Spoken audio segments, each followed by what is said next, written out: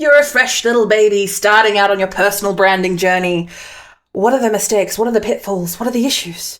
You might even stop yourself from actually doing it. Well, I'm going to tell you what they are, so you can keep them in mind and continue with your personal branding journey anyway. If you're tired of the old cookie-cutter marketing advice and want to take your personal brand to the next level with bold, actionable strategies that truly reflect you, you're in the right place. Let's untangle your marketing mayhem with Zoe, the video confidence coach, on the Unboring Your Brand podcast. Unboring Your Brand was recorded on Wadawurrung land. And like always, our podcast episodes start with a question that someone had asked me during a session or during a lead-in conversation or discovery call. I would like to thank Tom for these questions. Essentially we had a conversation and they were starting out their personal branding journey. And of course, as I always like to say, everyone has a personal brand. It's whether a case that you take control of it or you're happy to let other people control the narrative.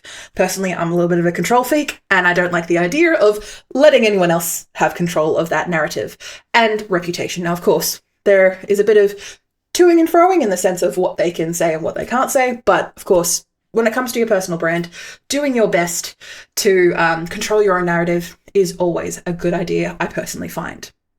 So a lot of the questions that they had were during this discovery call. And of course, you can get your own discovery call at vcc.training.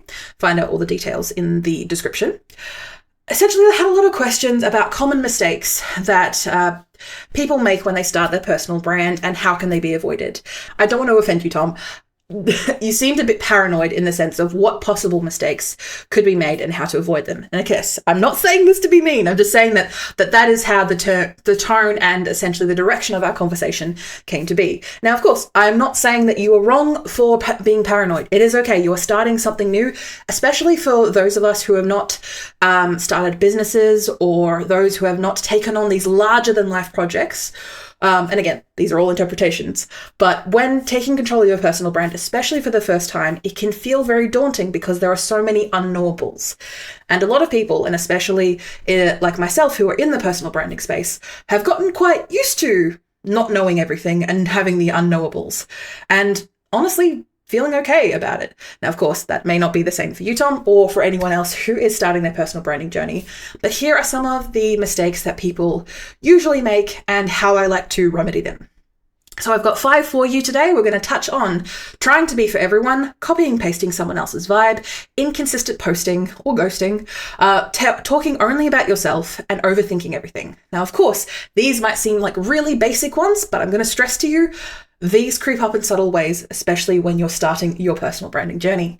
So let's go. Oh, and before I ask, I did have Tom ask a couple of times, Zoe, what do you mean by personal branding journey? Essentially what I mean is when you are starting the path of taking control of your personal brand, putting, for a lot of people, it's like putting a logo to it or putting colors to it. But for me, it's also what I like to do with my clients is making sure that they break down who they're talking to, why they're talking to them in really clear language so they can use that for the rest of their marketing, which of course entails into our first point today. But when it comes to taking control of your personal brand, it's not just one thing. It's not just, hey, I got my logo, I got my colors, I got a basic breakdown sheet of two A4 pages worth of information about who I'm talking to and why I'm talking to them.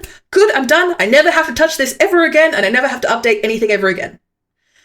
That's why it's a journey. You have to keep doing it and keep reiterating it.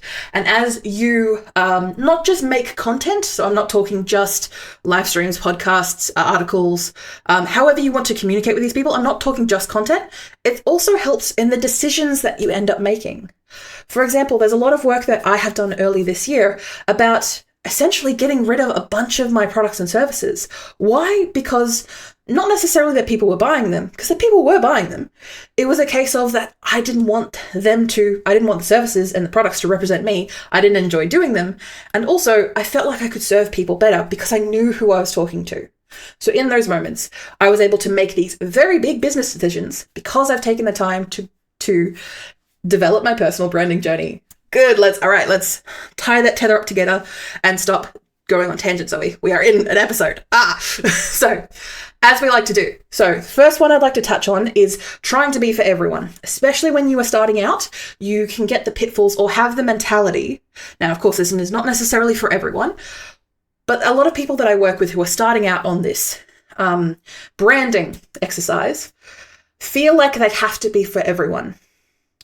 That they end up being, so the mistake is that they end up being super vague about like what they do, why they do it, and they're trying to appeal to everyone, because the idea of like pushing people out, or the idea of focusing in on the type of person that you want to work with, especially if they have not worked with anyone as of yet, can feel quite daunting. They feel like they're leaving money on the table. They feel like they're leaving energy and time. And if, say, for example, they make a mistake and like the people that they're trying to target are people who are never going to pay them what they're worth, then they feel like they've wasted a lot of money. That is okay. That is a reasonable stress to have. And when it comes to white flops, you end up saying a whole lot of nothing. And that is my concern when it comes to a lot of these energies and efforts that you take when personal branding or even business branding. Because if you are super vague, you say nothing, and no one understands what you stand for, no one honestly cares what you stand for, because you don't stand for anything. You're nothing. You're saying, whew. And the best way to fix that, the best way to fix that vagueness, but not necessarily just that, to fix that mindset that you may have about needing to appeal to everyone because you're leaving money on the table. Now, of course, this could not just be money. This could be energy, resources, time. I want you to move that conk out of your head and think about getting clear on who you actually want to talk to, your ideal client, your audience, and even your past self. Because when you are starting this journey, you are not talking to yourself. You may be talking to a past version of yourself, but that is a different person. You are talking to an audience. This audience wants to connect. This audience wants to get their problem solved. This audience wants to inevitably give you money. So they need to know the reason why. And in turn, you need to have a really clear idea of who you're talking to, because this helps you on business direction. This helps you on marketing. This helps you on many major decisions that you're trying to do with your business. You're not trying to copy someone else. You are trying to figure out how you're trying to serve these people. And if these people are way too big of a group, because you're in your head, you're thinking, if I can only get like 1% or like 0.5% of people on board, I can make this business work. I can make this brand work. I can sell the product I need to, or I can meet commission, or again, whatever your goal is. In those times and moments, if you are unclear about who you're talking to, you are going to lose a lot of money, energy, time, and resources real fast. Why? Because you are shooting blanks all over the seam. Let me correct that, because that sounded a bit dirtier coming out of my mouth than it did in my head.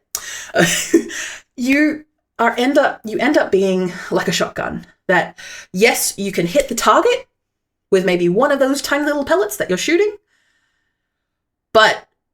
or you could spend that time getting a more direct aim and bigger bullet, and then when you hit, you actually make a bigger impact rather than just a slight flesh wound.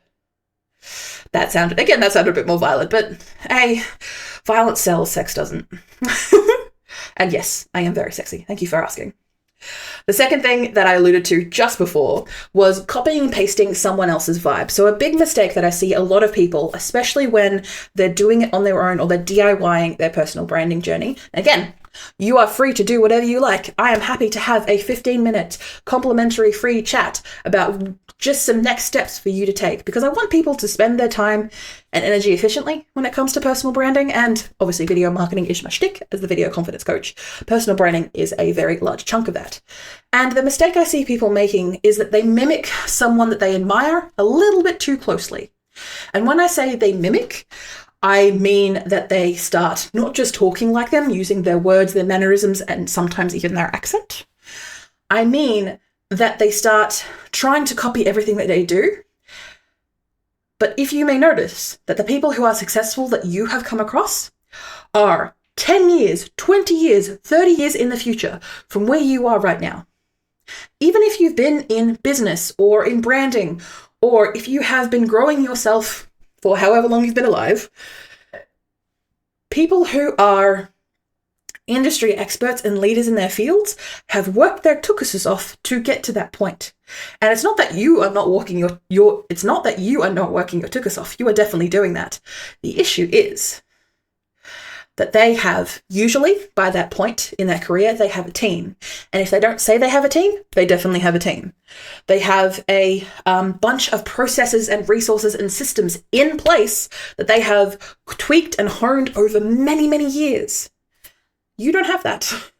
And if you are someone who is starting out trying to build a personal brand and you are trying to mimic someone larger than you, it is going to fail because you are going to burn yourself out. Your resources are going to be spread too thin, and you are not going to be able to keep up that consistently over time. But not to mention, you won't be able to keep the energy up. You won't be able to make the money that you're trying to do. And if you are copying someone else, people, especially the people that you are trying to attract, remember that from point one, they can smell how inauthentic you are from a mile away. As humans, we can recognize patterns, and we can recognize when people are inauthentic or ungenuine. So in those moments, we go, thanks, and then block you. No thanks, leave you again. Or tell the algorithm, hey, don't recommend this person again. Why? Because you're disingenuous. So the way to fix that is, first of all, and I hate this sounds a bit guru-ish, but I want to have you stick with me here, is being able to take inspiration, sure, see what other people have done over time, and maybe even research a bit as to what they were doing in the past, as to where they were at your level. Now, it could be a case of they had money, they had support, they had connections, they had worked in the industry that they're thriving in for over 30 years. I digress. But for you to be able to both look in yourself and realize, okay, what is my own voice? What are my values? And what is my personality that I'm willing to put out there? Because again, that's what a personal brand is. It's not necessarily a true reflection of you. Now, of course, you're not lying to people. Hey, I'm like this. I talk like this. I dress like this. I am who I am in my personal brand. But my values come first. My audience comes first.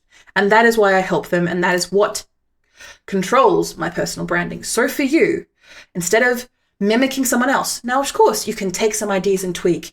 You can look at ways that they're tackling things and maybe even try and do that yourself, but in a streamlined, faster, easier, cheaper way. And if not, is that a case of something that they did 20 years ago? Is that going to still work now? There's a high chance that it won't, but there's also a possibility that it will. You are allowed to research and pick parts of things that work off other people. Don't just take it wholesale. And when it comes to that burnout that inevitably comes from trying to be someone else and not having any clear direction as to who exactly you're talking to, you inevitably come to number 3, which is inconsistent posting or ghosting. Now, I'm not talking about social media, I'm not talking just about social media. I am a fan of an omnipresent approach. You can post multiple places at once with the same piece of content. Why? Because you do not own rented land. The platforms that you're putting the stuff on, yes, you can grow an audience, and yes, you can get leads. Doesn't mean that they own your content and they don't own you, because it's usually most of the time they're not paying you. So in those moments, being able to understand when you are making this mistake or when you're about to make this mistake, which is essentially when every time you have a launch, something to sell, or when you are really enthusiastic and you burst out onto your website, your social media, your email list, billboards, any other platforms that you have, and then you do that really heavily for a week, and then you vanish for 3 months with no warning, with nothing, and people don't even know if you're still in business anymore. And the reason that it flops is because it looks like you're going on one date and then never calling back again. You're trying to have a relationship with your audience. Again, your specific audience. You're trying to have a relationship with them. And if you never call them back, how will they know that you exist? And also they'll just remember, oh, I remember that guy. Where did he go? Oh, she seemed nice. What happened to her? Oh, I remember them. I really liked what they had to say. I'm going to forget about them again. And that's in the rare occurrence that they actually remember you. Because if you are not repeatedly appearing or being consistent with your marketing efforts, they're going to forget about you. I experience that a lot in not just when I'm working with clients, but also when I'm working with myself. Now, of course, there are times where things happen where you don't post or where you don't utilize repurposed content. It's going to happen from time to time. But making sure that you forgive yourself and get back on the horse is the best thing to do going forward. Being consistent is not just about letting it go. It's about taking that time to get back on board and try again. So the best way to fix this issue of inconsistency or just burning out and ghosting your people completely is to pick a pace that you can actually stick to, even if it is just once a week. Usually anything more than once a week for, say, social media, I would not recommend, mainly just because the algorithms move so fast. Once a week is probably a bare minimum. For email lists, probably at the moment I'm experimenting with 3 times a week. Don't worry, it's okay. It's not overwhelming. It's not overbearing. Trust me. But for yourself, it may be just once every 2 weeks. For website updates, maybe doing it once every 2 weeks to once a month, just to make sure that you've got yourself covered in those moments where things, maybe life is getting a bit too much to you. And make sure you check out my podcast all about handling business brand, handling your business brand as well as your personal life in the one life that you have. Make sure you check out that episode in the description below. And it's also okay if that changes over time. I want to stress now that I have a couple of clients who get very worried when things maybe aren't going on time or things aren't tracking along like they should. That is okay. We've got an archive full of content. And if you do not have a library full of content, start building one. You will find itself so useful in the future where you just get burnt out, schedule a bunch of posts, give yourself some breathing room, and there you go. Well done, superstar. The fourth thing I want to talk about, and for a lot of people, this happens a lot, and Tom, not blaming you, but there was a little bit of this, was talking only about yourself. The mistake that people make, especially when starting in business, but also just in personal branding in general, is turning all your content into your personal journal. Is everything that you talk about is me, my experience. And the reason that it flops is because people care about more about themselves, of course, but people care about how you can help them, not your every thought. Now, of course, it's okay to have opinions. Opinions are good. And making sure you stick by those opinions is even better. And then if those opinions change, let people know, of course. But the reason why it rubs people the wrong way is, yes, you can mention, say, for example, maybe you have a past experience that has helped you grow and you found a good method to deal with that issue or problem that the people that you work with face. Awesome. Bring up the fact that you have experienced that and then talk about them. Talk about how you can help them. Like, say, for example, when it comes to examples, I make sure to bring in my clients. I don't mention them by name because, of course, NDAs and not wanting to give away people's personal details. No, except for you, Tom. You let me use your name. And I hope I haven't made you look too bad. I promise. And with those mistakes, it is understandable when you feel like you're talking about yourself a bit too much. And it can kind of come with the gig because personal branding is your personal brand out there in the world. It can kind of come with the gig. But the way to fix that is to frame your stories, your messages, your thoughts, so your audience learns something from your experience. Yes, you may be talking about your story, what happened to you, your experience, but easily and quite quickly framing that to how it is a learning lesson for them, how it is an educational thing for them, how your solution helped you achieve how your solution helped fix your problem and you can do the same for them. Or making sure that when you mention to people, hey, this is the problem that I experienced 10 years ago, things have changed, but the problem still remains. Here is how I want to fix it for you. Awesome. You have pivoted them at the center. Everything you do, business decisions, messages, ideas, thoughts, should have them at the center.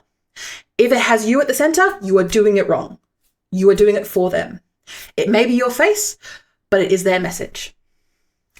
And the last point I want to get into today, I love that these community questions that I have here are supposed to be short, little like teaser things. They never are. I always go into too many tangents, so I apologize if I have strung you along and you are bored out of your mind. I'm here for you. The last mistake that people who start their personal branding journey tend to fall into, and this is something I honestly still struggle to this day, is overthinking everything. The mistake that you find yourself is spending hours editing one reel, one carousel, one piece of content, or rewriting your bio, your 250 characters, or even less in some cases, about 15 times because you want to get it perfect. Burnout is real. And burnout before you've even started or put things into action or have it be public is an even worse fate. And unfortunately, that does happen with me. It's still a lot. So even though this is a beginner mistake, honestly, it still happens with me. And the way that I have fixed this in my own self and my own knowledge and work is I have been thankful enough and grateful enough to be able to have a team around me who not just require deadlines, but require me to take action, to, even if it is messy and not exactly fixed and not exactly perfect, I have to get it out now because it was due. It is due now, get it out. And even though it is not perfect, you can tweak it later. You can fix it later. Things change and evolve. The content from when you started is going to be different now. The way that you market yourself is going to be different now because of things that you learn and you tweak through who you talk to. It is going to take time, but that is okay. Being able to push over that perfectionism, because again, that, at the end of the day, that's just stopping your progress. It's a way of obfuscating taking action. It's a way of avoiding any, not necessarily backlash, but any sort of responsibility, because if you haven't done it, well, no harm, no foul. You can't grow, you can't do anything, but you're still safe in that moment. To push through that mindset, and even a mindset that I even have to continue to deal with to this day, is pushing through that perfection to achieve the progress that you need. Hitting publish, learning what you can, and tweaking as you go is much better than taking no action at all. Or, in my case, and possibly in your case, Tom, as well, burning out, just thinking things before you even do things. You may not have a graphic designer. Cool, Canva exists. Templates exist. Oh, I don't have a video edit. The script exists. Like, there are tools that are made to be easier, exist. And in those events that you do not have a tool that is readily accessible to you, then reach out to someone like myself or someone maybe in your network or in, who had struggled with the same issue that you have or is currently struggling with the same issue you have. And working together can help you overcome that pressure that you've put on yourself and allow you to get some progress done. And I'm even at the moment of recording, and probably by the time this comes out, I've probably found someone. I'm looking for an accountability buddy for the rest of this year. And honestly, that's what my intention is, to have someone who is outside of me, who is outside of my influence, who we're going to check in once a week for half an hour, or maybe even like 20 minutes. And the idea is that we come to that meeting once a week to say, here is what I said I would do, here is what I've done, here's what I'm going to do next week. Cool. And the reason that this works, and I found this methodology works pretty well, is because there is someone outside of you who is expecting that action, expecting that progress. Very much like when we were in school, the teacher expects you to hand in your homework. The teacher expects your project to be done. And as an adult, unless there is monetary consequences, there's less of a chance you're going to do stuff, especially when growing your personal brand. Because if they can't see it, then I'm fine. You are not going to get anywhere if you don't take action. So in those moments where you're overthinking, reach out to people who can help you take action or progress. Even if it is just a family member or a friend or someone who maybe doesn't have a stake in that end result or product, but they can see how much stress you're under, and they can see when you're able to achieve that action, that stress lifts up, they're going to be happy to be that accountability buddy for you. Thank you so much for joining me on this podcast, and thank you to Tom for sticking around. Hopefully this hasn't embarrassed you too much. And if you are like Tom, make sure you check out my website on vcc.training, where I have a bunch of tools in the toolbox, but also I have plenty of paid and free resources for you to be able to start and grow, take action on your personal branding journey. I also have a 15-minute chat that you can chat with me for free, though you do have to jump through a couple of hoops, just of course we don't want to have any bots or anyone taking too much of your time. I want to be able to serve you as we can. So thank you everyone for your time and for me guest bagging this episode. Thank you for joining us, and I look forward to seeing you next week. Or you seeing me, you hearing me. I don't have a tagline just yet to finish off this episode. Thank you. Thank you for listening or watching Unboring Your Brand. You can find detailed show notes with tools, offers, and episode transcriptions. Just click the first link in the description or go to vcc.training/podcast. Get involved and ask me anything about personal branding, video strategy, or just a friendly small business chat via my email, g'day@vcc.training. That is gday@vcc.training. The Video Confidence Coach would like to acknowledge and pay my respects to the Wadawurrung people of the Kulin Nation, the traditional custodians of the land on which I record my podcast. I pay my respects to their elders past and present. I stand with the traditional custodians of these lands in working towards a more equal future. Always was, always will be Aboriginal land. Look forward to me chatting at you next week, superstars.